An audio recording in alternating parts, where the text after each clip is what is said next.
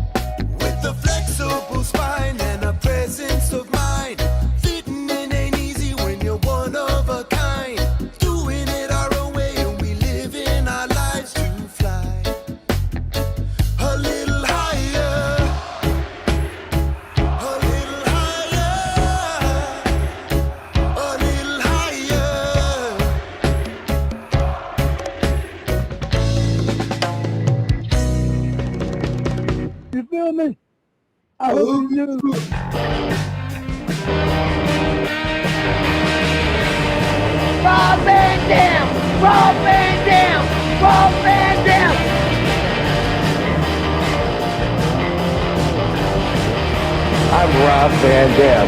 The whole show. From Battle Creek, Michigan, weighing 230 pounds, Rob Van Dam. Boom. Yeah, nailed it. Nailed it. Yes. Happy Monday, everybody. Happy Monday to all. Good to see you, Rob. Hey. Yeah. Hey. Steel City Skull Cap. That's it, man. That's it. We are live. It's One of a Kind with RVD. That's Rob Van Dam, everybody. I'm Dominic. Yes. And we are live on RVDTV.com, on RVD's YouTube channel, and on RVD's X account. So if you're tuning in, be sure to hit the like button, hit subscribe, and support the show. We got our usual regulars in here. I don't see Maddie here yet, so I'm hoping Maddie knows. Triple E's in the house, though. We got Powerhouse in here as well. We got Revolver Ocelot in here. He's like, ooh, he says it right here, too. Mr. Monday Night, light it up, the spliff. All right. Yeah, it's about time. It's about time. But before I do that, though, courtesy of our friends at the Greek Glass. Oh, let's do it right. I got to put on the right shirt. Oh, all right. Here we go. The shirt's coming off. Yeah. We are gonna do this right. We're committed. Gonna give you the whole fucking show. This is the Tiger Bong, everybody's favorite outfit. Yeah. Although this may or may not be. It's not yellow. It's orange, and there's an orange one too. Hey, it's one of them. There's actually three. There's because there's two tiger striped ones. Yeah. And a lot of people don't know that because they look very similar, but one has the skull in the middle of it, and and the other one I think might have a yin yang in the middle of it. I think. I know one says Mr. Pay-Per-View. Does the other one say that? I don't know. But then there's like an orange one too that I don't know, dude. Anyway, great glass. You know, I'm not much of a bone conditioned smoker, so you will experience coughing during this bong hit. You will experience some abruptive noise from RVD's congestive smoke extinguishing apparatuses in my lungs. So anyway, boom, sweet fucking pay-per-view. I know what this one is. This is definitely everyone's favorite outfit and shit. Yeah, what I'm not so sure about is this, but it's a close match though. But I think this is a different outfit. But hey, it might be somebody's favorite, you know. I don't know. But anyway, and look what's on my lighter. Whoa, look at that. Look at that. Where do I get my RVD lighter? Well, you are.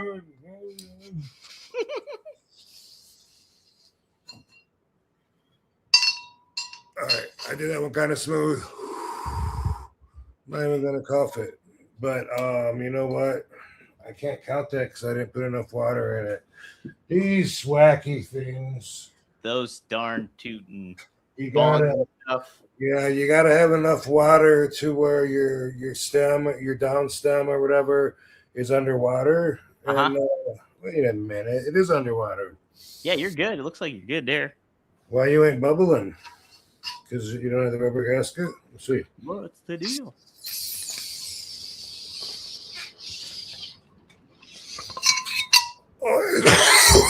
It is.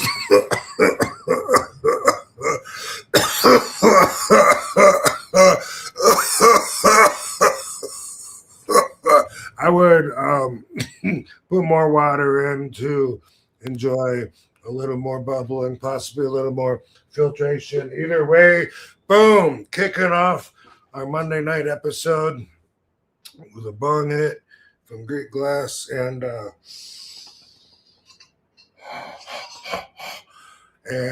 you know what? I'll bring a different one next week. How about that? Hey. Welcome if you got them, everybody. And you can get one of those at rvd420.com. That's greekglass.com. But go to rvd420.com. That'll take you to the Rob Van Dam Glassware page. You get your own there, too. They're super cool, as Rob just showed. And there's only a few left, right, Rob? Yeah, I think there's only like 3 styles, and I don't know how many of each pieces or anything like that, but down to 3, and it's been awesome. It's been a good run. Don't know if we're gonna continue to make more or not. Either way, they're very limited pieces either way from sets. So if you're a collector, they ain't going to be around very much longer. Not too much longer. So take advantage of it when you can. More of this shirt because that one was kind of tight and it made my nipples itch. Made your nips itch. Really Is that the one you wore on AEW, Rob, when you walked out there and everybody gave you? No, you wore a different. You wore the 1997 though, the Raw debut one, I think it was. It couldn't have been. The paint doesn't last that long. It couldn't have been 97. It's like no, seriously, the airbrush. Oh no, no, I mean the shirt version of it. Right, the fucking that when you the one you wrestled on Raw. What is this guy's called? I'm thinking lug nuts. You fucking. Oh, are you thinking Chalk Line? Chalk Line. Thank you. Yes. Yeah, I came out in Chalk Line. You're right. It was. That was the Mr. Monday Night apparatus and people gave you shit because they thought, Rob, look, you got a shape. I chose to like puff my chest out and come out like, yeah, motherfucker, feeling the moment, feeling bad. And then people were like, oh my God, he was like blowed up on his way, walking out from the gorilla. Yeah. Like, what happened to Rob? So then the next week they shot me in the back and I didn't have my shirt on. I was like, he's in the best shape ever. And then they're like, he must have really changed in that last week. Like, I remember. That's the way I remember the experience. Well, you know what? Like, so you might not have caught wind of this, but like Kevin Nash had his podcast this past week, and like he talked about Javon Evans. What? Kevin Nash had his podcast on this past week, and he talked about Javon Evans on there, and he basically said like that he comes out too happy, but he said Mr. Bojangles, and he's like, I'd like to see them make him more urban, like, and make him more of a badass, is what Kev was saying. Well, the internet just blew up, and it was like, oh, Kev's saying some racist stuff, and blah blah blah, and all this, saying like calling Kev all that kind of stuff, like social media doing all that stuff. I was gonna wait till you were done and then ask you who Mr. Bojangles is. I just thought it was a restaurant. So Mr. Bojangles was a song, I think. Well, it was performed by Sammy Davis Jr., and I think that's where it gets associated with black culture a little bit. Okay. It was really popular by Sammy Davis Jr. So a lot of people just blew up and started like, you know, piling on Kev about it and stuff like that. But it made me think about like how fickle and like immediate social media is, like the social media and what we've talked about in the past with Raja incident and all that kind of stuff. Yeah. And I'm like, it's just like, dude, these people just, they want something to get upset about, or they like it, even if it doesn't affect their lives. And and then same with wrestling. They'll see like Rob Van Dam walk out, look, oh my God, he's so out of shape. And then next week it's completely different. I mean, at least that's something that they saw with their, I mean, some people saw it with their eyes and then, you know, like saw it that way or whatever. Sometimes, you know, for the most part, like with this thing with Kevin, all they got to do is just see the headline and they're all in, like cashing out their mortgage. You're like, boom, like, man, I fucking had his action figures since I was a little kid. I'm burning them now. Like, fuck that, because I read that headline. And that's all it is they took a quote and then they just quoted it. So most people will just read the quote, but they won't watch the full clip for context or nothing like that. And it's just that is the world that we live in now. It is indeed. It is indeed. Maddie is in the house now. We have a super chat going on, a couple super chats here. What up, Maddie? Yes. We're waiting for you, Maddie. Spark them if you got them. We were waiting for you, Maddie. We were asking about you, so I'm glad. And also, Dom, also we got a guest this week too. We do have a guest. Yep. Let's bring him in. You want to bring him in? You do the introductions. Well, this is a second time guest. Mm-hmm. I was gonna say maybe our second time guest because Joe Bruce was on twice. You know, I was trying to think who else, but he's got a comedy special, and I said, "Fuck, you want to come on and promote it, dude?" And he said he had the best time of his fucking life last time he was on. Why the hell not? So yeah, dude, let's bring on. Comedian, stand-up comedian, movie producer extraordinaire, Tom Garland, everybody. What up? Hey, that has to be the most disappointing thing for your fans. You were hyping that up, and you were like, he's been on twice, he's in stand-up, and then they were like, who the hell is this? So thanks for having me back, man. I appreciate it. Some were like, man, I don't think he's been on here. I don't remember him. I told you when I watch every show, I wouldn't know. Every show. I appreciate it. Dude, what is up with your comedy special? Why that platform? And is it monetized just from views, or is it somehow got some kind of weird production back end or something that I don't know about? No, straight up. Like, I have 2 other comedy specials. This is kind of funny. We did them through a website called Film Hub. Right. Mm-hmm. And I don't know if I think that maybe Joe is using that through some of his projects, Joe Clark that did the Sabu documentary. I'm not exactly sure. Either way, that's kind of the thing for indie films right now. And you can get them on all the platforms, right? You probably need like a big star like RVD attached if you want to get on the big bigs. But like my first comedy specials on Tubi. But what I didn't like about that, Tubi. You can't comment on there. It doesn't show a view count. And then every like normal mom and pop that I talk to is like, what's that? I have to sign up. Do I need that? Can I get it on that? So I was just like, you know what? I'm at the stage where I'm still trying to get my name out. I want people to watch my stand up and that sort of thing. So I was like, whatever, I'll just eat one of them. I had this thing in the can since September, and I was trying to figure out how I wanted to distribute it. And then I've seen a bunch of the big comics do that. I saw Gillis has one on there. Scholes, some of the, bigger names, they've put one out on YouTube. So I was like, I'll give YouTube one and see how it goes. So I think it's got, let me check here really quick. It's got almost at 1,000. Yeah, it's almost at 1,000. It's been out for 6 days. So yeah.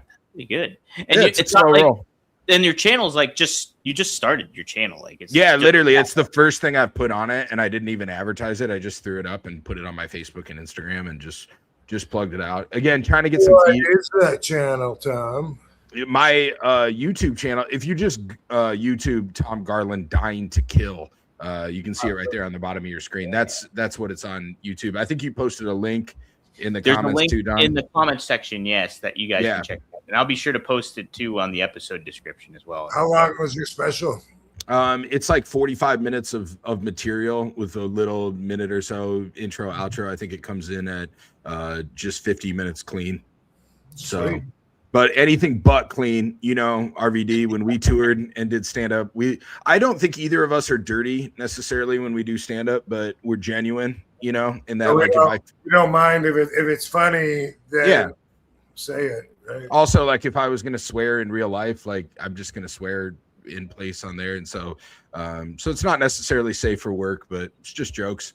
And yeah, I do a couple minutes of material and then break into crowd work. And I'm probably in and out of material, crowd work, and improv for the next 30 some odd, 38 minutes of the special after that, as I kind of weave through it. I know last time we had you on, we talked a little bit about crowd work, but like, have you found that style, like implementing more crowd work and stuff like that? Is that kind of the common norm now? Because we were talking about like how Instagram Reels are so like vital and important now, it seems. And so has that been a challenge for you, or have you kind of embraced that more? I've been doing it for years. What I found, especially on like the tours Rob and I did, where it's no secret, when they come to see Rob Van Dam, they're there to see the whole fucking show. They're there to see Rob Van Dam. I'm a tag along, and then I'm lucky enough that he would bring me with, and we would put on the show, and I would get a chance to get in front of people, especially in bigger venues and better audiences than I normally would on my own. So I want to show off my skill set and stuff like that. I feel like if it is Rob Van Dam, if it is some of the other celebrities or wrestlers or people You did Frank Mir for a minute. Yeah, we did some stuff with Frank Mir. You know, Frank Mir was hanging out a lot at LA Comedy Club. Wow. So I think that was kind of by his own. It was kind of like you, Rob, where it was kind of by his own design. He was already doing stand up and liked to go up. He podcasts and that sort of stuff. So yeah, I did a couple shows with him, and Austin Aries was the other one that was with us and stuff. That always gets that kind of reaction. But yeah, I mean, and he knows it. He loves it. But yeah, it was the three of us, and we did some. But anyways, with the crowd, I feel like, okay, so you said I'm all over the place, but you said the reels, what the young kids are doing. I feel like I see a lot of this, even from big pros. They'll do like a minute or so reel and on Instagram or YouTube, and the comic will come out and they'll be like, oh, your name's Dom. Dom, what do you do for a living? And then you're like, oh, well, I'm from Pittsburgh, and then they're like, that's fucking stupid. So I was at the mall, and you're like, well, why did you bother that guy? Like, why would you do that to him? Like, that's so fucked. So I don't like that, and I don't like that style at all. Or like, they have just the slightest interaction. Somebody will be like, I agree. And they're like, oh, I agree. And then they're like, look at this crowd work. And I'm like, that's not crowd work. That's just, they can speak to you. That always happens. Yeah. I think if you watch the special, you'll see that not only do I break them down into figuring out deeper stuff about them, but then I shift through an improv with them the whole time. There's a couple that went to church. There's a guy that works at a bagel shop. There's a guy that is a construction installer, and I start to pin them against each other and play with them and create. It's my material. Obviously there's some showmanship to it. There's a story to it. But I'm able to weave them through it and make it all make sense, which I think is cool. And what a neat challenge that is too, like in a way, like, because people like kind of like a lot of people will be like, oh, crowd work, that's like so cliche or blasé to do. But if you implement like the improv aspect of it all, make it your own, it does make it like a little bit more special and like a little bit more thought provoking, instead of like, oh yeah, what you were just saying, how some people handle the crowd work stuff. So yeah, I think the other thing too is that, like, again, we talked about like, well, if I don't know the comic, like if maybe you go see Bill Burr and it's like, well, I want to hear some of Bill Burr's life or his perspectives on stuff. If you don't know me, I've got 10 seconds to win you over and you're making up your mind, right? So then I want to, not only that, I want to bring you into the show and like, well, let's make it a little about you too, or about this town or the people around you and that sort of thing, and create a village. There's winners and losers in the village. Sometimes someone gets picked on. Comedy's always got a victim and that sort of thing, but that's kind of how that goes. And if the other thing I found too was that at the time, especially when I really started doing it, I was probably touring at least 300 days a year. So, you know, when I would do stuff with Rob and then I would drop Rob off, I'd pick up somebody else. We'd go, and then I'd do my own thing for a while too. And then I'd go into Chicago and back and kind of cycle through stuff like that. I was barely ever home. And so for me, then it became, I was alone all that time. And so I'll go nuts if I just say the same thing every night, you know. Sure. I'm like, dating's weird, right? Dating's weird, right? You drive 6 hours. Dating's weird, right? And all of a sudden you're, you know, forget it. So I got to a point where I was like, well, it keeps me interested in it too. Like I'm having just as much fun as they are, genuinely, when that happens. Man, that's a neat aspect of it for sure. And man, 300 days on the road, that's just wild. And that's like, you hear so much similarities between wrestling and stand-up comedy and that kind of lifestyle, because like you're on the road, you're trying to make dates and doing all that kind of thing. Rob, before you got on, Tom was telling me too, and I didn't know this. I knew you did stand-up stuff, but he's telling me you would go over an hour sometimes. And I was like, I just assumed in my head that you probably did like 30-minute acts or something to that effect at maximum. But you go like an hour 15, right? Aiming for, I think maybe like at the start of the tour, yes, and then trimmed it back. And also part of that was also learning, like I didn't know how to time, like in the ring, I could, you know, sure, you want 7 minutes, boom. But to be on stage, I didn't know that I was going that long. So I overshot whatever I was trying to get. But I think Tom wanted me to do a 45-minute set probably. Yeah, I meant it as a compliment too, though, not to cut you off. What we were talking about before we went on was that how there's some of the acts, and they do, and we've always talked about this, Rob, is that they'll just tell a story. They're like, who wants to hear me do some movie lines? Who wants to hear a story from the road? And I said, when I met Rob, he was doing stand-up, like actual jokes. And a lot of guys will go up for 5 or 10. This was a 30, 40, 60-minute act. And it was already ready to get, like, it was easy to sell and tour with because it was already ready to go. You know? I mean, the crowd was asleep after 20 minutes. So I kept going. They were asleep, but they had their meet and greet pen and T-shirt very, very handy right up in. Yeah, I'm joking. They were ready to roll then. Yeah, they were ready to roll. That's great. Well, let's play a little bit of what you have here. That we have some of your special on here that we can. Oh, that'd be cool, man. Let's pop it on here. Let me make sure I get all the elements out of the way here. Put that to the stage. Get this up here. Bear with me a second. What's going on? What is going on? Before presenting on screen, remove other media. What is else on the media here? Oh, I got to remove this. That's what it is. Boom. There we go. And we will post that up. These jokes might be a little edgy in the opening, so we'll piss everybody off. That's fine. Yeah, let's piss some folks off. Why not? Noise for yourselves. Let's get this party going. You guys can hear it? Oh, yeah. It's a risky joke, but I'm going to tell it. It's true. I saw a guy, blind guy, stick, everything, dog, Trump hat. In the Trump hat, which I don't really care, but I was like, do you think he knows?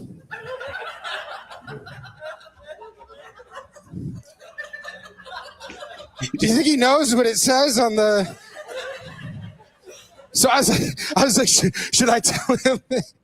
So I told him, I was like, hey, I don't fucking care, but your hat, it says MAGA on your hat. And he goes, half the country feels the way I do. And I was like, I don't think half the country feels like this. I even asked him, I was like, can I tell that joke on stage? He was like, I don't care. I'm not ashamed. I was like, what's your name? He was like, I'm Joe Biden. I was the president of the United States. Every one of those politicians, every one of those motherfuckers lies to us.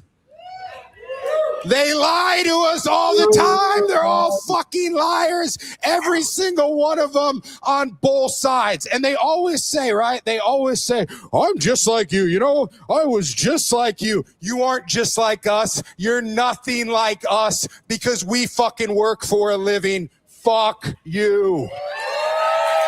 Fuck all of you. If they told any of us right now, if they told you, if they wouldn't tell you, but if they told you right now, they said, they told me, you are now the president of the United States of America. What do? Right? They always say the first thing I'm going to do when I get in office, the very first thing I'm going to do, the first phone call I'm going to make. And then they say some bullshit, right? They're like, I'm going to cancel student debt. I'm going to release some stimulus checks. I'm going to build a wall. Bullshit. All of us. First thing, I'm the president. You are now the president, Mr. Garland. All right. President, shut the door. Lock it. First things first. Show me the aliens.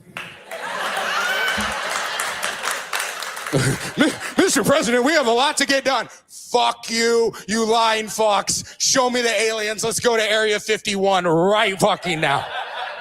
I know you've got some serious shit. You don't tell us, right? We all know. We're not stupid, right? I just want to see it. I'd be fine with it. I don't care if it Independence Days and talks through me. I'd be okay with it. Right? You know Trump went, he was like, I have small hands. I can fly this thing.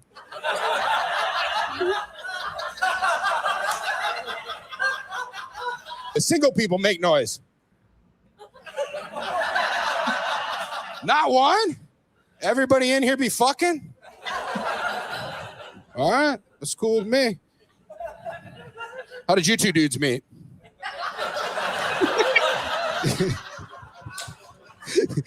This isn't work? That's cool. I've seen the movie Brian Song, by the way. I love that. You guys were great in that. That's great. What do you do for work? Okay, you work from home, asshole. All right, that's great. Sweet.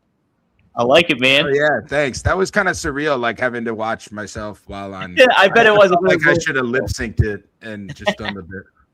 Yeah, that was cool. I walked RVD at one point too, so I don't know if that was good or. You walked RVD? Yeah. You were like, I can't. I got to step out. Yeah. How long does it take you to get a set like that put together? I mean, that one again. Some of those are 13-year jokes that I've just been keeping in the can, or obviously using at shows, but haven't laid down on film.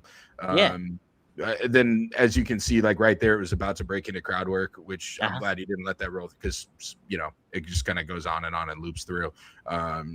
So yeah, and then kind of make a point, but like it's still really current material and stuff, and it has theme and everything like that. So. Again, watch the whole thing. It's really good. Yeah. It's on YouTube. It's free. It's called Tom Garland, Dying to Kill. Tom Garland. Check it out on YouTube. Tom Garland, Down to Kill. Sounds like a James Bond movie. Yeah, right? it does kind of sound like a James Bond movie. Kind of That's like it. a James Bond movie. There's a hot girl in it. My wife is in the opening. Hey, there you go. We kind of skipped that part, but I stole a little RVD action. Comedians aren't supposed to do that, but Rob brings Katie out on stage pretty often, and I stole the number out of his book and had my wife bring me up. And It's a good way to do it, man. Good way to do it. That sells, my friend. It sells. hell yeah. All right, let's take some super chats. Happy President's Day, everybody. Oh, it is President's Day. Oh, yeah. That material was was appropriate. That was a fit. Yeah, totally fit. Yeah. That's great.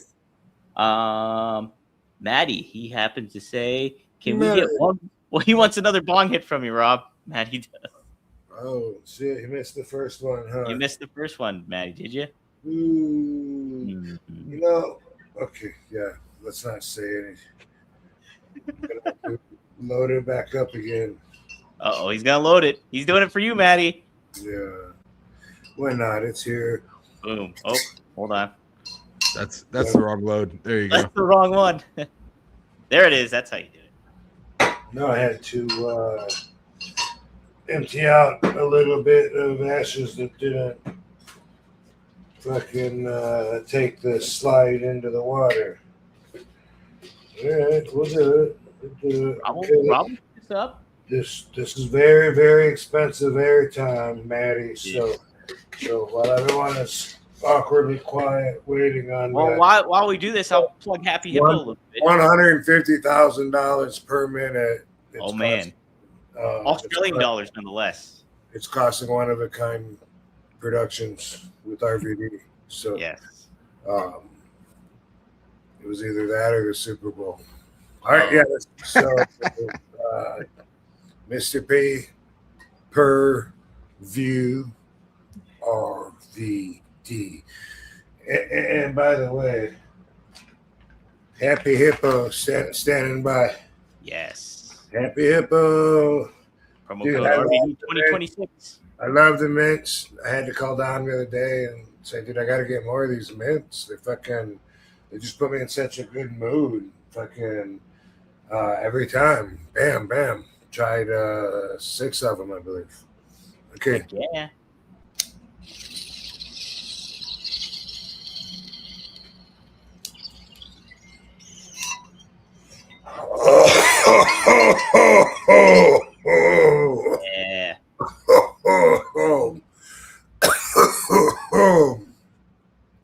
Quite a different experience than just hitting a doobie and taking a smooth drag at your own pace and exchanging it with the atmosphere.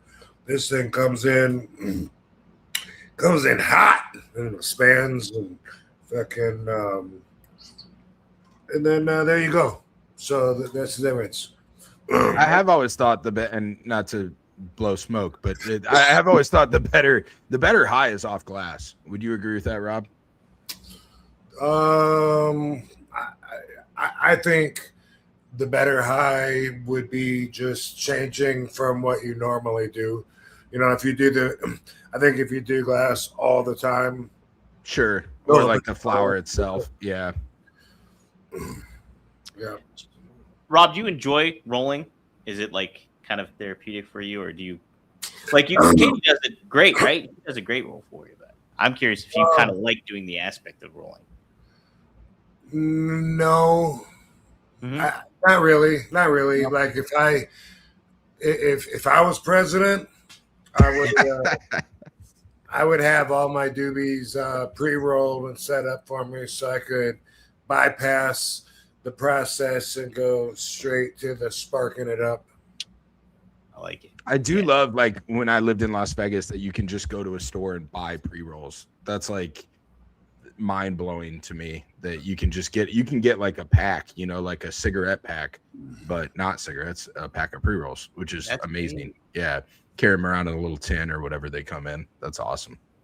What's the laws in Iowa? No fun allowed. Like, none whatsoever. Yeah, it's stupid. I remember Rob introduced me to vape pens that were marijuana ones. Obviously we were on, do you remember this, Rob? We would have been on a tour. I think it was like upper Northwest. We were in Montana and all that sort of stuff. And you had the cartridges, you had the pens. And I kept rolling blunt, and first of all, the blunt takes forever. I'm a big blunt guy, and I was like licking it. You were like, "Don't lick that, don't." And I was like, "Oh, this is how you have to do it." And you were like, "Just hit this, damn it!" And like finally, I hit your, and that's a whole nother high too. Like you said, just switching up the medium. And so in Vegas, I got really into those because you can smoke them in the casino. You know, you can't roll a joint in the casino. Now you can go in the parking ramp or whatnot, or maybe if you're a celebrity, then there's some love. But like you're me, I can't just walk through the Bellagio. Yeah, nobody, you don't want flower. Yeah, the pens, like nobody cares. Yeah, because they could be nicotine, and they don't bother to go through the investigation to find out, is that nicotine or is that cannabis? And even at the airports, it's not scary, although we keep hearing about people internationally in trouble, but that's because it's so lax here that it's crazy to us that internationally they would feel differently about it, Yeah, I do feel like they took all the stigma away, though. The pens did. You know, it's the smell, it's the look, it's the, it's everything, and then you just reach up and drag one of those pens and nobody cares. Yeah. What is the hippo thing? I don't mean to derail us. But we'll plug it. Happy Hippo is Kratom. It's Kratom product. Oh, cool. Yeah, you can check it out. happyhippo.com, promo code RVD, and support. But like they got a lot of good stuff. I tried the gummies out for the first time. They're great. And cool. It comes in gummy form, and then do you smoke Kratom too? That's maybe one of the few things I know. Okay. Yeah. It's like pill form, and then I've seen the pills. They're like they're like They do capsules. make them. Yeah, they do make them. Powder is its natural form. It's a dried leaf crumpled up into powder. So you Okay. can put that into capsules, which is, maybe what you saw, and then Yeah, that's what I'm saying. you make tea with it and drink it. Those are some of the more traditional ways, but also in gummies. And Happy Hippo makes these mints as 115 milligram of the kratom ingredient in it. So they're like mints, but man, you just have a mint in your mouth, but then a while later, man, for me, just like it made my body feel good, like it's a lot of my friends that take a lot of opiates can get off of opiates by using kratom instead, and I see why. That's great. It's kind of like it's like a release, like just a chill. Yeah. Well, there's allegedly the white powder is supposed to actually pick you up and give you energy. That's the one I have here. Okay, yeah. And then the red leaf is supposed to be the one for sleep that brings you down. Green being in the middle. Personally, I don't really notice a difference when in the way that I react to the different colors. Sure. Sometimes it makes me tired, and it might not be red. But I've always said I'm a horrible guinea pig when it comes to testing things out. A lot of it, for some reason, I just don't sell it. So I'd rather go off of other people to learn more what people could expect, but also firsthand experience to see how it does for me. And and so the white, they say, is most like an opiate. And that it's supposed to, be to feel good and party on, and the red, like for bringing you down. And maybe it's true, maybe it isn't. Maybe it's all from the same leaf, just a different part of the leaf. So if that's what it is, which I think it is, then how much different can it be? But there's many different kinds, and everyone gets different reactions. But some guy in the comments says it takes 10 grams of red to see through walls. That's like the funniest thing I've ever. I didn't know that was a thing with like different drugs, and they legalized the weed in Vegas, right? We're both out there, Robin, and I smoked weed since I was, 18 or some, high school and whatever. And so I just thought weed's weed. You go to your dealer's house, it's whatever he's got. I buy the nicest bag he's got. And that's weed's weed. And they're like, well, this is sativa, this is indica. And I was like, there's no difference. Put it in the bag. And I didn't think I was, but then other people would tell me, you're paranoid. And I was like, I'm not paranoid. Just look out the window real quick. Somebody's out there. Anyway. So that would freak. And then I switched to, I guess, was smoking sativa, and I switched to only indica. And it was a whole different, like, I was like, oh, this is what weed is supposed to be. It's supposed to like mellow me down and put me at peace instead of like frantically, like, I'm like, I have to go to the grocery store and buy every bottle of ketchup and like, I don't know why I was so hype, but it just, it affects everyone differently. Still positive, but it was definitely a different drug, Right. Triple E asks a good follow-up for all of us.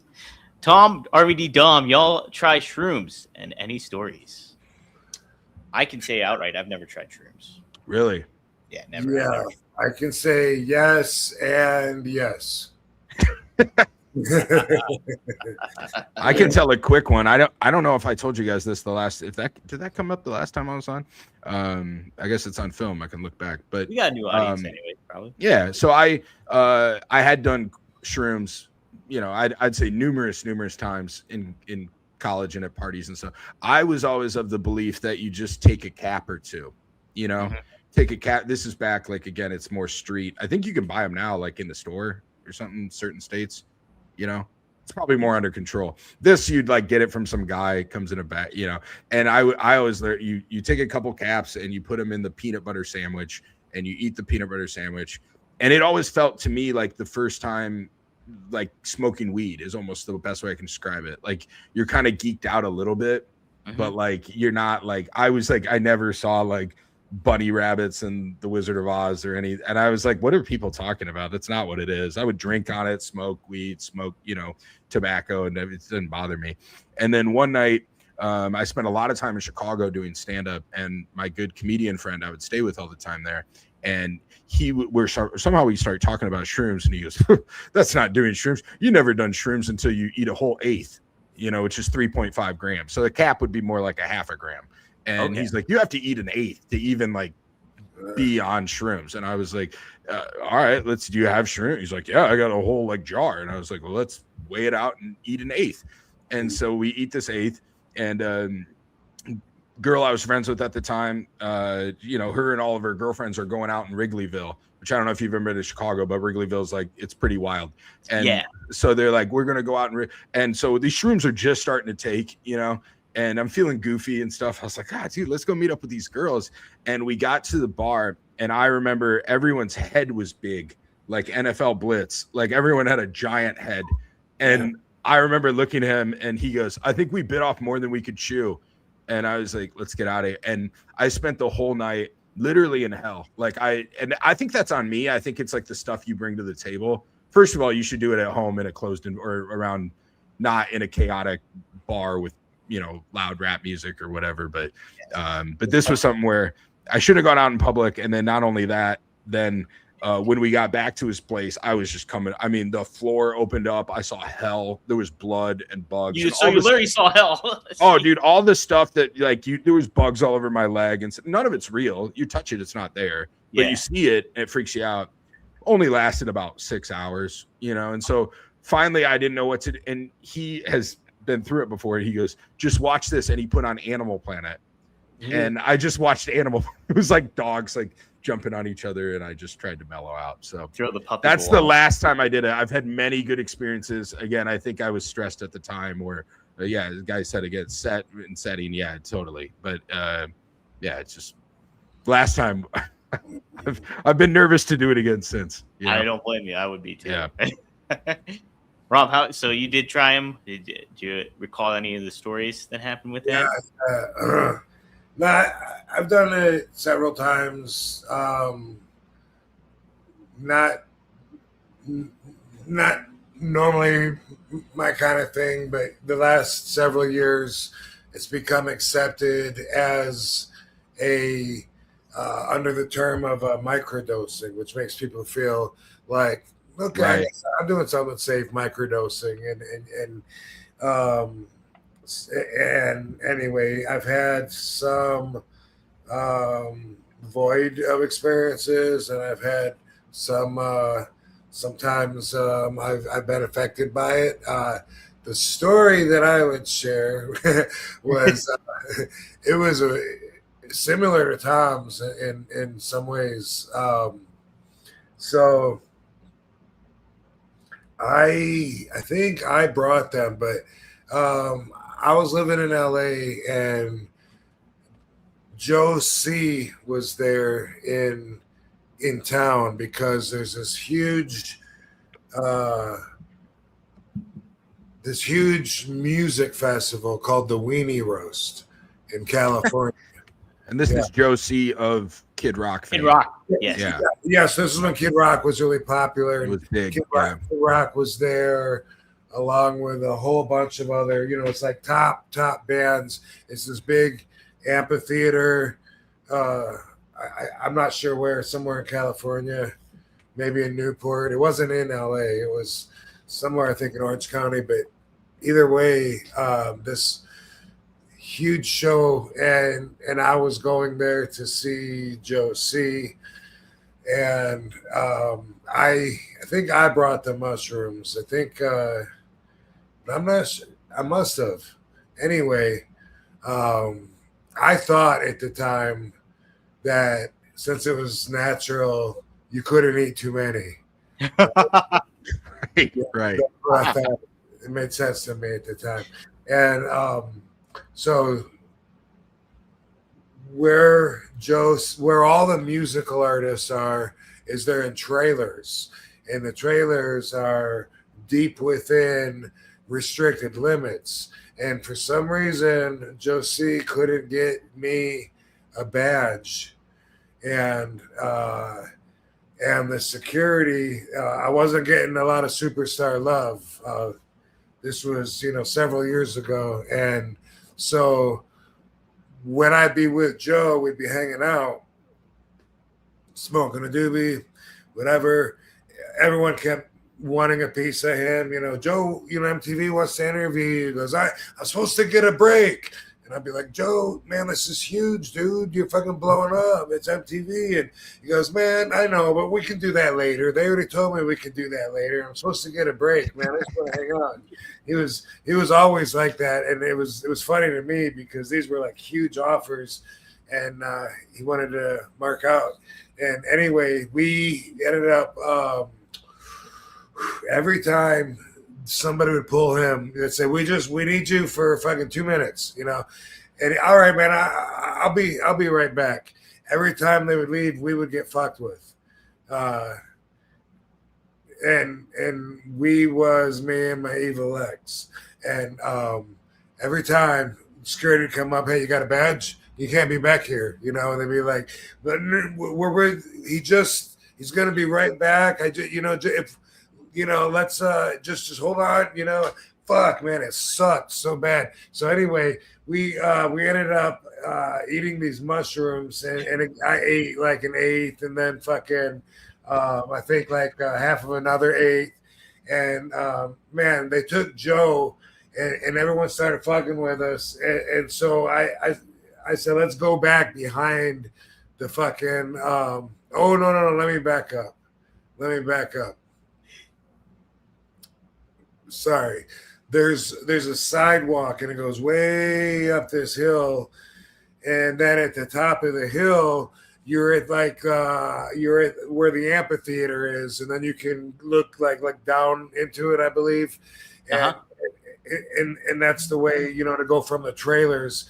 And so so Kid Rock, he's coming up, and so we were going to go to listen to and watch Josie and Bob, that's what he called Kid Rock, perform, and we're walking, and they're on stage, and we're walking up that fucking thing, and the shit is starting to trip, and nothing's holding still. Like everybody's face is like I can see all their atoms moving around and shit. It just looks like ants, and I'm like, fuck, that's not cool. And I'm pouring sweat, but we're going up that hill, and then all of a sudden, like at the top, she froze.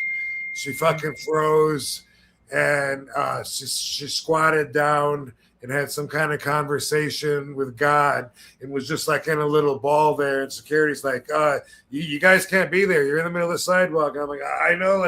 Let's go. Come on, let's go. And sorry, she's not feeling well. And I'm trying to hold it together. And and she's just in a little ball, and all of a sudden, she throws up. Oh God! And it rolls all the way down that sidewalk. we just walked up.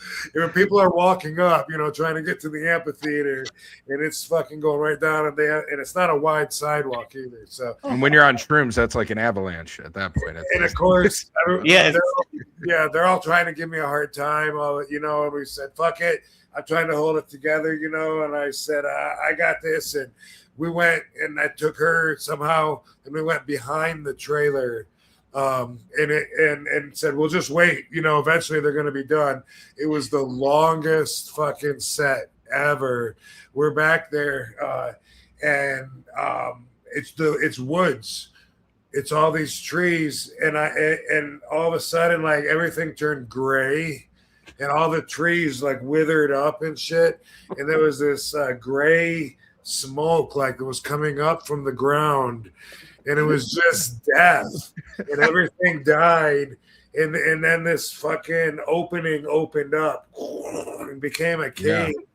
And it was hell, just like Tom. Like I knew it literally, the floor opened for me, and like black shit was coming out with fire and bugs, and I was like, it was an invite.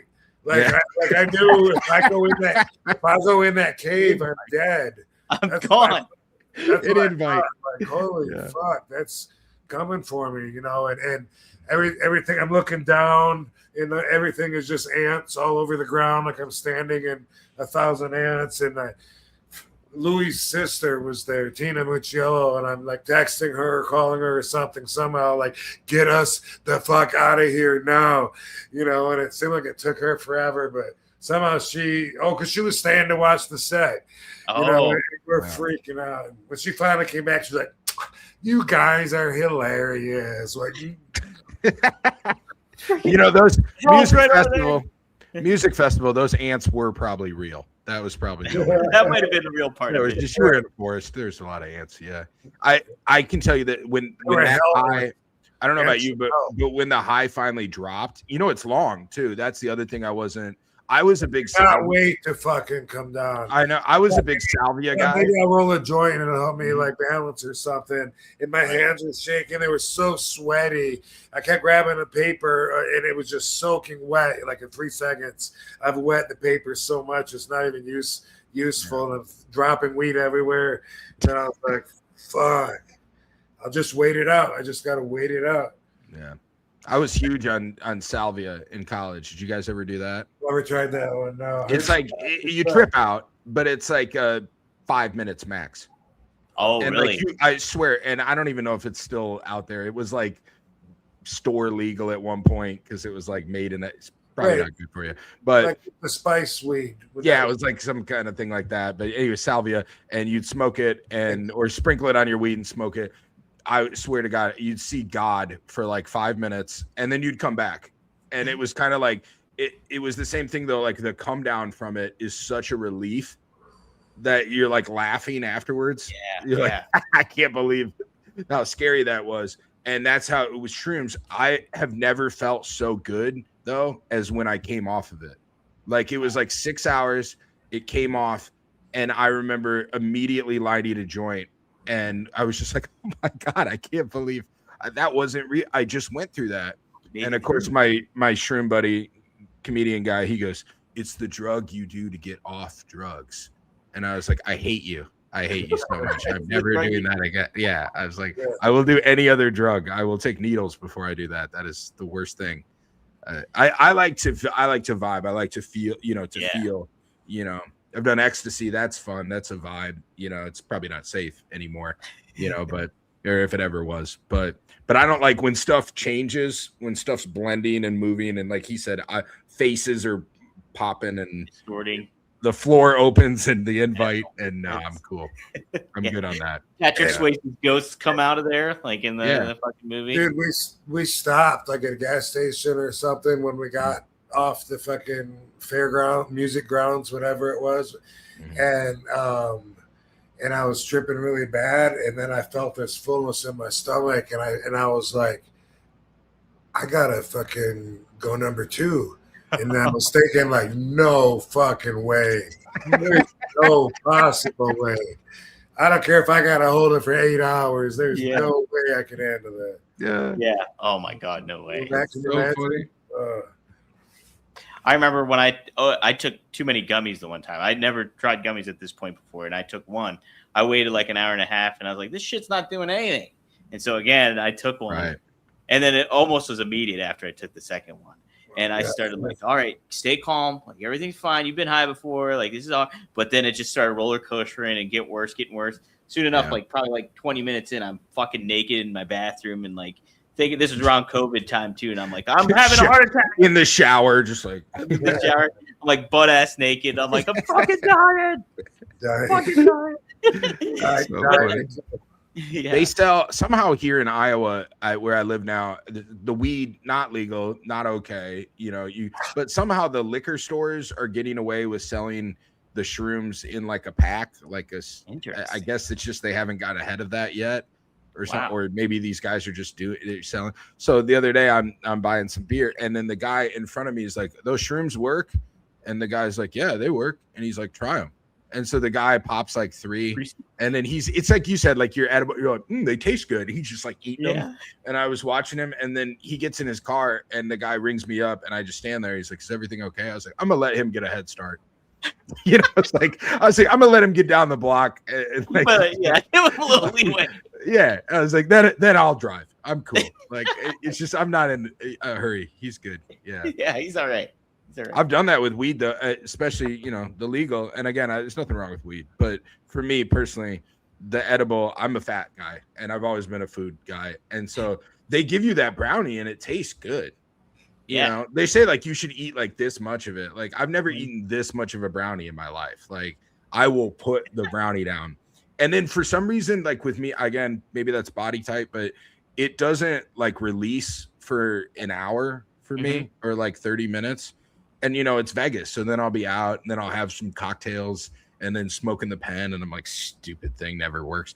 And then it'll just hit me like a freight train. Like, and all of a sudden I'm slumped over, and I got to call the Uber, and I'm babbling to him. And right. I'm like, well, how long have you been doing Uber? And I'm on the video camera, and I'm just like, why did I do that? Yeah. What's going on here? Yeah. What's the deal? Frankie, he's got a good super chat for you, Rob. This is an interesting one. He asked, who is the wrestling GOAT at kicks other than RVD? Who else is good at kicks, do you think, Rob, that you appreciate in wrestling? Man, there's been a couple of times when I have seen somebody do a kick, and I think, damn, I wish I would have fucking invented that, Yeah. Because, a lot of the stuff that I use as my arsenal of moves is stuff that I envisioned in my head and not stuff that I've seen other wrestlers do, because the way I was brought in, you didn't take other people's moves, and you know what I mean? And that was your special shit. And there's been a few times, and one of them was fucking Rico. And his kick, it's one where you catch his foot, and you throw it to spin it, and then he kicks you. And I'm not sure how he does it that's different than mine. And I'm not sure if it's the same one that Shelton Benjamin does or not, but Shelton Benjamin, same thing, for the same reason. And I think that they're actually different. Like if you could, I don't know if you could pull that up on I wonder if I can find it online, or what we would even call it. But both times, because like you got to kick me. If I catch it, I'll do the step over kick, bam. Yeah. Knock you out, or I'll spin you around, and I'll spin around and catch you. But with this one, I was working with Rico, boom. And I think it's, I don't know even which way I spun. Maybe I think with Shelton, he spins and it's more of like jump, like a skipping roundhouse, I think. Yeah. And I think with Shelton, with Rico. Yeah, thank you. Yep. Rico, I think it was more of like maybe the same foot that somehow kicks you, or it wasn't the same kick. I know that. And I have the video game version here. Let's pop this out. This is SmackDown. Here Comes the Pain. Rob, you're my character on this game. I played you all the time on this. Here's Rico versus George Animal Steel. Okay. Let's see if this is the kick. Is that it? Where he ducks under? Nah, I don't think so. It? Ducks under, boom, sweep kick. No, that's not it. No. All right. Anyway, they each, and you might not think of them as being kickers in the same way that you think of me being a high flyer, because that's the category you want to put us in. But also, and I don't know if he got this from someone else or not, but I have to give him credit for showing me because the first dude I saw do this move, and damn, I wish that I had come up with it. And it's Pentagon's brother, Ray Phoenix, where boom, I throw Tom in the corner, and I go up and I do a springboard off off the second rope into the back kick, like just bouncing like that's badass. You know, he does a lot of fucking moves that, you know, I don't even envision myself doing, you know, like wow, that's high risk fucking walking the tightrope, fucking all that. But that move for sure, that would have definitely been a good one to have in the RVD repertoire. I think that you just kicking my ass just now looked about as real as that video game. What do you guys think? All right. You were like, have you ever seen them do this? I was like, I've never seen them that pixelated. No, that's what year was that game? That was fucking 2002. Like I was like in 11th grade. Yeah. SmackDown Here Comes the Pain. I had like ones on my N64. Yeah. You know, wrestling game. No Mercy. Yeah, and some of those, and I think there was an NWO one and some other things like that. And I had them on my, and I remember thinking back, like, man, that game was the shit. And then I was at my parents' house not too long ago. They live here in town, and me and my wife, we found it in the basement. Yeah, and I was like, let's bust this out. This game is awesome. And then they're just like block squares, like, you know, that's the crowd is like, that's awesome. This rug is awesome. Oh, cool. So, yeah, Katie's here. Katie has entered the room. What's up, Katie? Hey. Congrats on the babies being home. What's up, Katie? Thank you. Congrats. Hey. Thank you. Yeah. Like, How are they doing? They're doing great. Yeah. Awesome. I bet it feels great to have them both home too. Yeah, it's awesome. We're so in love. Yeah, no doubt. And also, like in Japan, by the way, Moss Man, like he used to do like what Daniel Bryanson, I also think, would do, and do like a round kick with the kick pads and kick the opponent in the chest, like when they're down on their knees. And you just know, like when that's coming in, like he's kicking you as hard as he can, and each time is going to get harder and harder. And that's, you know, you stand there, you tighten up and you try to out tough him with what he's doing, you know, so you can be like, you can't hurt me, bitch. But that was part of the style then. And I got to add Boss Man to the, who else? Because one other guy, this could be my top 5 because this is my 5th guy now that I'm naming. When I got in and was super green, there was a guy named Lightning Foot Jerry Flynn. Yeah, I remember Jerry Flynn. He used to kick the shit out of me.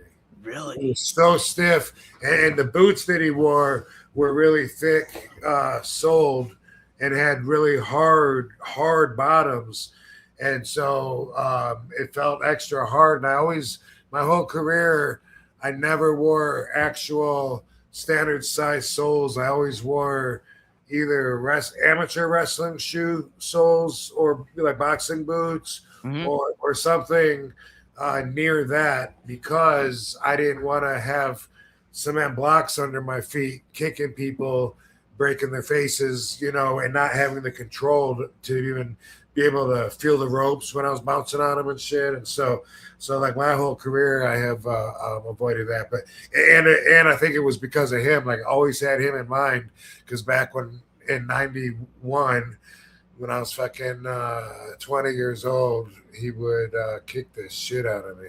Yeah, Jerry Flynn, I remember him in WCW. And I always thought, too, that I was like, this guy's not legit. Like, I never thought about, like, I was like, they just threw him out there, like, and he's got, like, a karate gimmick, almost like Superstar Billy Graham had back in the day. He would go to Japan, though, and he would have matches with one of the work/shoot groups over there. Oh, yeah. See, UWF, maybe. I think it might have been UWF when Gary Albright worked. Oh, okay. Yeah. Well, Man. Yeah, Jerry Flynn. I remember him for sure. Dang, that's crazy. hey, this looks amazing. Thanks. Yeah, he was giving us a little tour of it real quick before we started. Yeah. It looks awesome. Looks super cool. First time I've seen it. Yeah. Seen it lately. Yeah. It's looking good. Let's see. We got a super chat here. Cool Fool 1980. Thanks for the $5. Does RVD remember recording his lines for Saints Row 3? And was he ever in the recording studio with Hulk Hogan? Oh, Hogan was in the game too. I didn't know that. That's right. Yes and no. Oh, yeah. Saints Row 3 is a video game, right? Yes, Yeah, it's like Grand Theft Auto. It's like Okay. Mm-hmm. And I think there was one that was a half, like Saints Row 2.5 or something. I believe. They did stuff like that. Yeah. Oh, I'm looking this up on a side window here. This is like Grand Theft Auto. Yeah. Yeah. Mhm. But you could do more ridiculous stuff in it. Like it was more like, Okay. yeah, it was there. You could like fly spaceships and stuff. I think. In Okay. Do you remember who were you in that game, Rob? You were yourself, or you were? What do you mean it was Grand Theft Auto? I mean, it was looks kind of like the, Grand Theft Auto. The gameplay of it looks like Grand Theft Auto. The setup of it all was because it was like a free roam game that you could like drive stuff. I was a commentator, so I was on 3 or 4 of those games and in a sound booth with another dude, working off each other, reading through the script with a lot of freedom to too much freedom sometimes. It's not this. All right, guys, that's because the dialogue was so outrageous anyway. They'd be like murder ball, and you would just be like, there's heads flying all over the place. This is there's blood everywhere. And sometimes we would just be like, holy fuck, I can't fucking. They'd be all right, guys, that's enough for that bomb. I've like themselves laugh, just because we're making shit up and trying to imagine what's going on while we're saying this. That's when you do need the bag of shrooms, the whole eighth. I'm actually in the game, and this is pretty awesome. The graphics look great. Yeah, the other dude was fun too to work with, and he really wasn't a wrestling fan or anything, and. He was like afterwards, like, maybe I could look into, being a commentator or something, and, hey, maybe, but it was fun. And I remember part of my inspiration for that voice, but I can't remember. I don't know what my character was named. Maybe Bobby. One of us was Bobby. I don't know. And I don't remember the rest of the name, but part of what I was channeling was my inner Jesse Ventura. Oh, that's a good call. Yeah. That's what an inspiration that was to pull from Jesse Ventura for that. That's a good name drop on President. I was thinking of it because he used to commentate when I watched wrestling as a kid, Yeah, yeah. So I was thinking of that, but forcing it, I guess, a little more, and like it's raining fucking blood, No, I just gotta play the game just to hear Rob on it. Saints Row 3, dude. I'm grabbing that. That's what's up. I'm sure that's on eBay somewhere. Yeah, it's gotta be. It's gotta be. Yeah, and then we heard Hulk Hogan was in it, but total different day, so didn't work with him. Yeah. Dang. All right, I gotta look that game up again. Just look up on the wall. There's probably a copy that you nailed on up there. Yeah, there might be one up there somewhere, right? Maddie, he's got a question for both of you guys. Who would Katie and RVD beef with in WWE? What power couple in WWE would you guys tag up against? I have a good one in mind. Who do you think? Liv and Dom. Liv Morgan and Dom. Mm-hmm. Yeah. I think you guys could. That'd be a heck of a feud. That would be fun. Yeah. I think that'd be real good. I'm trying to think who else. Those are the only two really couple right now, I think, going on. Yeah. I mean, Becky and Seth. I said Becky. Oh, that's a good one. Yeah. Becky and Seth. A great one. Ooh. Man, that's some good inspiration there. I like it. Somebody says Steph and Triple H. Holy smokes. That would be back Attitude Era days. Yeah. There you go. There you go. 20 years storyline in the Say what? 20-year storyline already set for us. There we go, right? Tap into it. Tap into it, baby. So I don't know if you saw this, but Paul Heyman was in a video. They happened to it was him and CM Punk, and it was IGN, and they were asking them like, GOAT? Like, what is the GOAT of this? And what is the greatest of all time of this? And Paul Heyman was asked, what was the GOAT worst smell that you ever smelled? And this is his quote. That He said Maven. He did. Oh, wow. No, he didn't. Without a pen. But he said, Balls Mahoney walking into an ECW locker room. If you think I'm making fun of the dead, trust me, Balls would be proud of that answer. The man's name was Balls, for crying out loud. You look on the birth certificate, it says Balls Mahoney. What kind of human being do you think he was anyways? Balls Mahoney, more power to you. Was Balls smelly, Rob? He could be, yeah.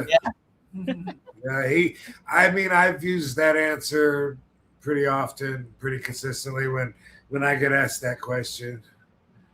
How often do you get asked how bad wrestlers smell? More than you would think, Yeah, it pops up in interviews. Yeah. That's wild. Yeah, he would sometimes smell like beer, like he was taking a bath in beer.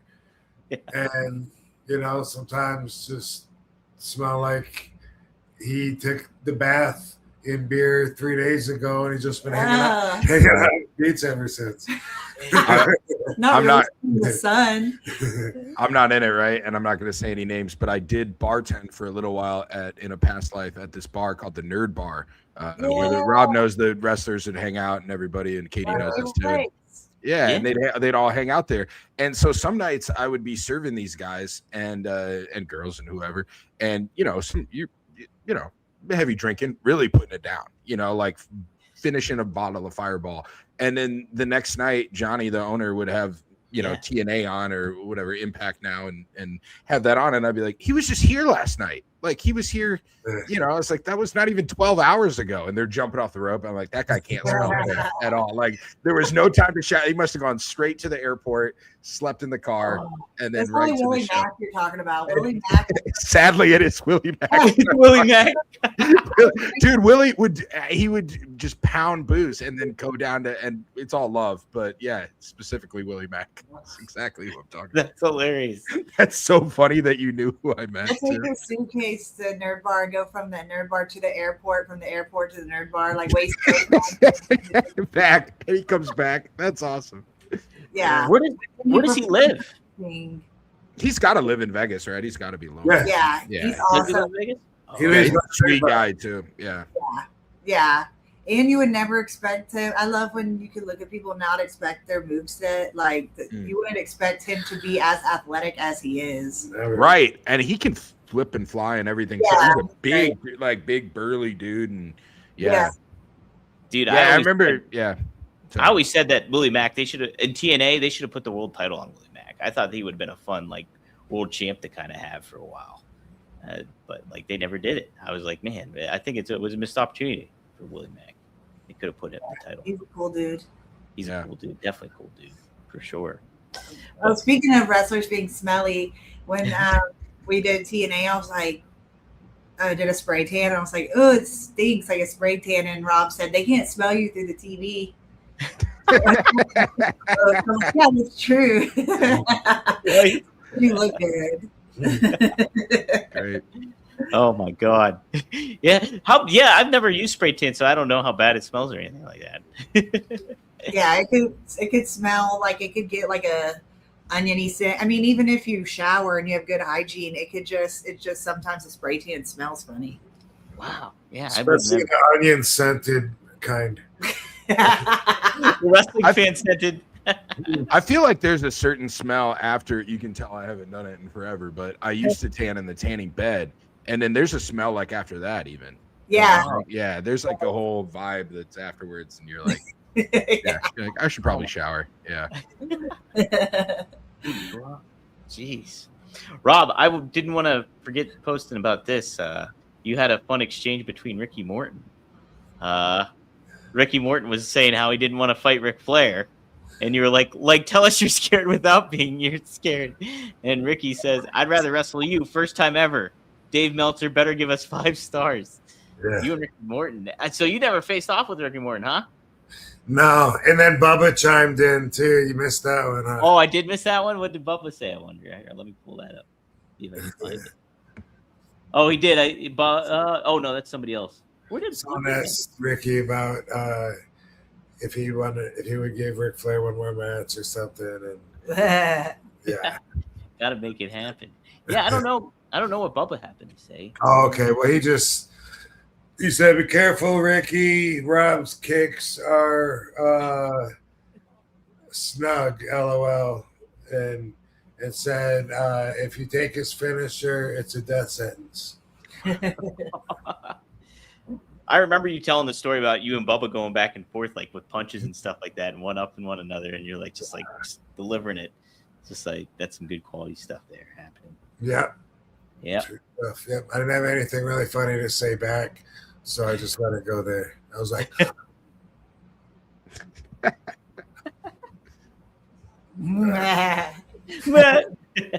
you just let it lay.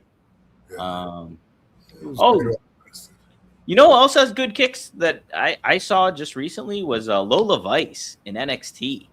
She's got really good, but she has an MMA background too. Like she was, I was impressed with her. Yeah, I like her shadow boxing move she does when she gets in the ring. Yeah, and she has like a nice body. Yeah. She's a stand-up athletic. Somebody. Oh, go ahead. This could be our biggest. Well, Real Spud Butley said her and Damian Priest. I didn't know they were a couple, Lola Vice and Damian. Yeah. They'd be a hell of a match with you and RVD too. How about that? Yeah. Cool. That's basically all I had for this week. Tom, yeah. Dude, guys, Katie, thanks. Dom, thanks for having me. No problem, I appreciate man. it. Yeah, it was fun. Yeah. Good to see you. Yeah, it's good to be here. Be sure to check out Tom's comedy show. Tom Garland. Someone asked, besides myself, who has really good kicks or something, and so I'm still trying to think of. But these guys aren't necessarily kickers, but they each have one cool kick. You know, a lot of them. But who is a kicker? What about Kawada? There you go. He's definitely known as a kicker. Yeah. Big time. He definitely used to kick the shit out of me. Yeah. All right, cool, man. Thanks for joining. Dude, thanks for having me. Hey, quick parting thought from me. You guys were talking about other people that I think the original prompt was who is in Rob's realm with wrestling kicks, right? That's what started the that was or nearly comparable. I don't know the wrestling world quite as well. I'm a stand-up comic. Nobody in the wrestling world does stand-up like RVD. So thanks for having me here, dude. If you want to hear a bunch of wrestlers tell bullshit stories that probably aren't half true, go see any of the other guys on the stand-up circuit. If you want to see some real stand-up, you see RVD. You watch the movie Headstrong. Katie and Rob are in it. I sneak in there too. And there's always a lot of fun. Thanks, guys. And yes, thank you, Tom. Check out Tom Garland, Dying to Kill on YouTube. Give him some support. Subscribe to his channel and check out the special. Share it out too when you get the chance. So yeah, this has been good times. Rob, you got some appearances coming up too. I know you're busy. Is there anything you want to let the audience know for? See me soon at For the Love of Wrestling in Manchester. Manchester. And also see me in Glasgow, Scotland, Evening with RVD. Same in is it not Abendale? The fuck is the other? I don't know, but look at my website, RalphVanDam.com, and it definitely has it on there. And then my return to the ring in a singles match, nonetheless. Yes. With a dude that the group in Australia says like he's one of their best. So not breaking it easy, not bringing me in the 8-man so I can be taken care of. I gotta go and work, and that's why I've been working out hard and training. And damn it, I feel good. So that is it's next week. Is it next week? I'm trying to find the date here for you. With the Yes, sir. Yeah, the 27th next weekend. Wow. So, dang. So that's first match back. Be sure to we'll plug that. Yeah. I'm back in Vegas April. I think the dates are April 10th and 11th. And I was telling Dom's like, oh, where are you playing? I was like, I'm on Fremont Street. And he's like, where at? And I was like, it's called Notoriety. And I was like, he's like, I don't know what I was like, you know, the bar, the nerd bar where we all hang. I said, it's the theater upstairs that's up on the 3rd floor. So you hit the nerd bar and you go up to the 3rd floor. But if you're around that weekend, April 10th to 11th, let's stretch out your funny bone too. And awesome. do some stand-up. Yeah. Yeah. Yeah, I want to see you stretch your funny bone. Yeah, it's been a minute. Yeah. Yeah, we get you up there. You can follow Tom too, Tom Garland LV on Instagram. Do you have X account or are you on X at all? I'm not. I probably should. There was like a thing with. I feel like at one point they like freaked everybody out and they said that it was something about how they were all the info was sharing or something like that. I'm a privacy freak, and so I was like, screw that. I only have like 100 followers anyways or something like that. And so I got off of there, and then and then now it's like then you see tweets like the one you just showed. I'm like, oh, that looks fun. Why am I not in there? So maybe I'll get that back. But yeah, I'm on Instagram and I'm on Facebook. You can just add it's Tom Garland and website Tom Garland. You just Google all that, you'll find it. Heck yeah, check it out. Thank you. And yeah, be sure to follow Katie on Instagram and X account too. Katie Forbes 4, number 4 for real on Instagram, and the Katie Forbes on X. So yep, that's it. Awesome. See y'all there. Thanks, Van Dam fam. Yeah. Hope y'all have a fantastic week. Peace out, hosts. Are you gonna do this in another country? Rob's gonna take a little. So we're gonna probably get somebody to tag in for Rob, just so kind of easier for him. But like, we'll work something out, right? We'll figure something. Cool. Yeah, we're I can do it. Yeah. Mm-hmm. Yeah. We'll get who? I said maybe I could do it. Yeah, we could get you on here. Heck yeah. Yeah. Yeah. The time difference probably no fun, huh? You probably don't want to be up at 3 a.m. Very busy as it is. Yeah. But yeah, we could definitely get you on to do the show too. That'd be awesome. Mr. Monday Night needs his rest when he can get it in. Yeah. You got to do that. We'll talk about that off the air. Yeah. Yes. Cool. All right, guys. We'll see you next time here on One of a Kind with who? Oh, bye, y'all. see you. See you guys. Thanks for tuning in, everybody.